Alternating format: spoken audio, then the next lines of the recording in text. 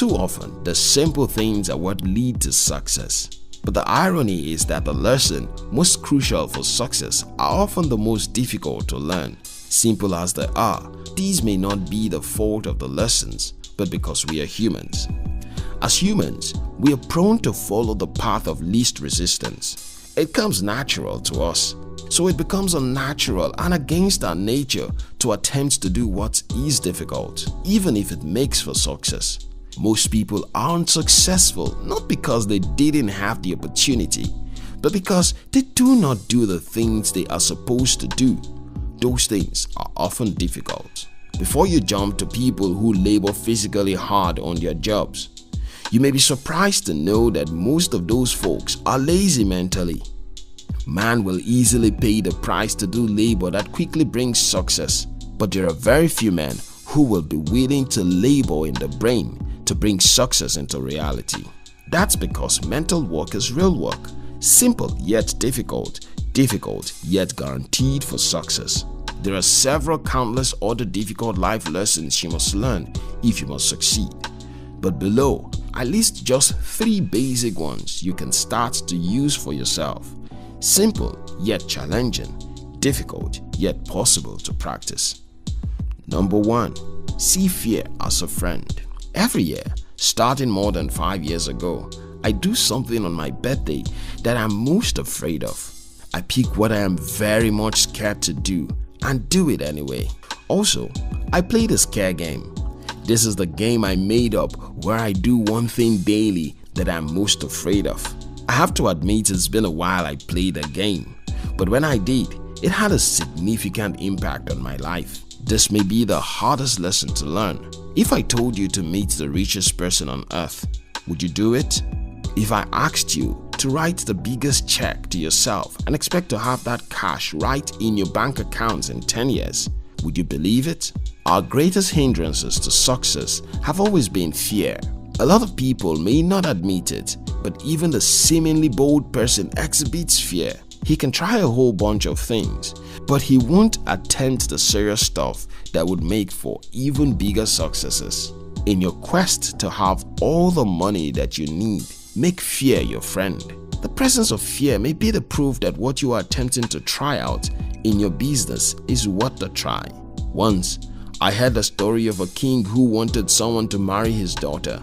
The only catch was that the suitor must be willing to swim in a river swarming with crocodiles. None of the men around could swim the river, but the man who had been very poor for a long time dived in without thinking.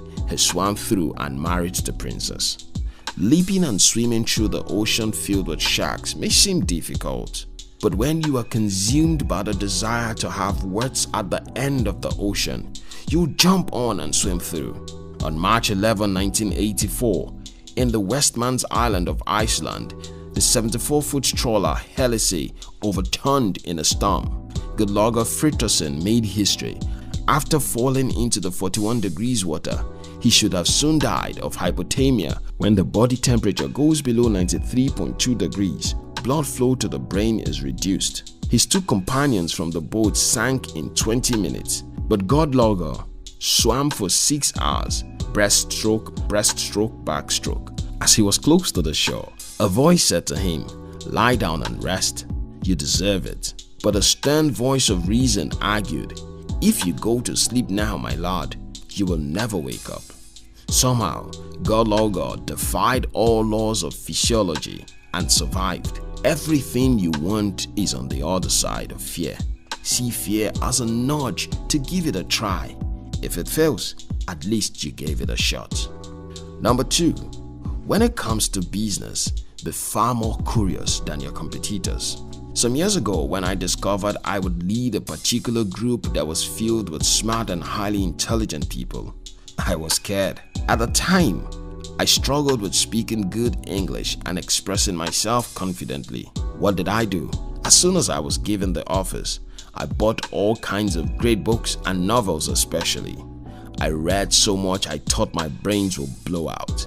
I studied night and day, read everywhere, read while I was working on the road until I became proficient in English and gained some high level of confidence to lead that group. It's difficult to learn much more than your competitors because it means you have to spend most of your time doing what others won't do. You have to spend your time reading business, personal finance, or self-development books while others are watching TV. You have to stay up planning and sometimes studying your market while others are snoring.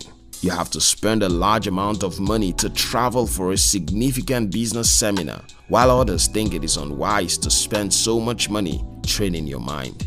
But the good news is, when you know what others don't know, you have what they don't have. I have lost jobs and opportunities in the past simply because I wasn't as prepared as I should be. I made up my mind that I wouldn't be caught off guard like that anymore. This may not be a fun thing to do, to be actively more curious than your competitors. But when Henry Ford wanted to compete and win in the highly competitive automobile market, he learned what his competitors didn't know and soon beat them to it.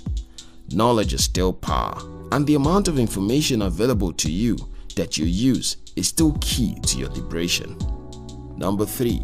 Never spend the money you don't have. When I was planning for my wedding, I had very few clients. My business wasn't doing so well at that time. I had made so much money years and months before. Suddenly, now things just went awry. My father were out of jobs. My parents were out of jobs too. Coincidentally, so were my wife-to-be's parents. We had to have the wedding or postpone it. What we had planned was little, but it still required that we spend money. The money I didn't have. People suggested a lot of ideas. My spouse suggested some expensive stuff to do. I looked around and figured, see, I can't spend money I don't have.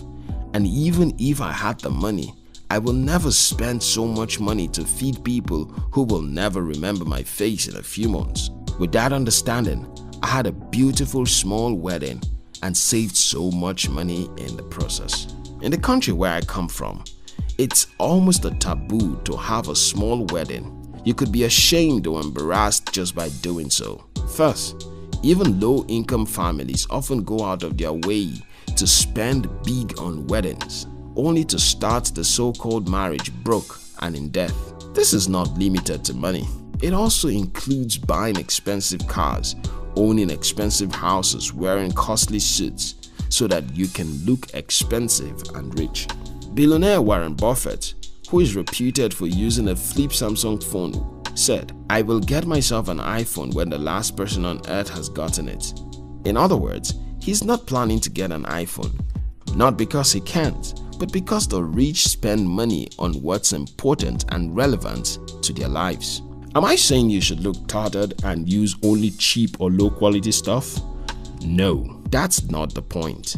But whatever does not move your finances forward, whatever takes from your finances and doesn't in any way add to you, whatever is a liability to your money and not an asset, crush it, scratch it off your list. This includes getting away from friends who party and consistently live off the booze. If your friends aren't people who help you multiply your money, but look for ways to take your money, get them off your back.